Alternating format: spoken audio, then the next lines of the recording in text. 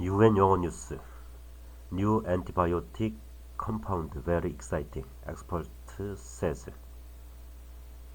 An expert microbiologist has hailed the discovery of a potential new class of antibiotics that could treat lethal hospital infections as very exciting. The new compound, zosularbalpin, worked extremely well in test tubes and mice. Global Antibiotic Research and Development Partnership Scientific Director Prof. Laura Piddock said the research offered definite hope for other how to treat infections, she told BBC Radio 4's Today program. It is published in the journal Nature. US researchers focused on finding a new way to treat infections caused by the carbapenem-resistant Acinetobacter baumannii crab bacterium.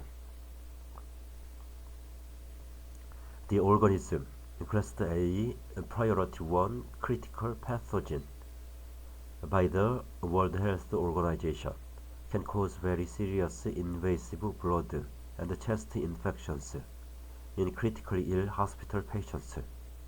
It is resistant to many known antibiotics, and about 40 to 60% of those infected die. A key reason it is so hard to find new drugs that neutralize it is because of the bacterium's tricky structure with a double-walled membrane surrounding it and protecting it from attack.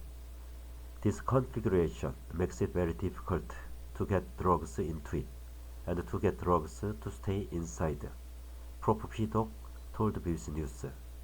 But zosularbalpin found after screening about 45,000 small molecules with potential antibiotic properties appears to destroy the organism's ability to successfully assemble this key protective membrane. First in man studies. What is exciting about this discovery is that one of the building blocks that are part of the outer part of this bacterial cell is disrupted by this new drug, Prof. Piddock said. In laboratory experiments, the compound stopped a critical building block, a lipopolysaccharide, being transported to the outer part of the cell, preventing the protective membrane from forming properly and ultimately leading to cell death. It was exciting. The researchers had already completed some first-in-man studies on a relatively small number of healthy people and were set up now to go on and do full clinical trials in people with the infection, Prof. Piddock said.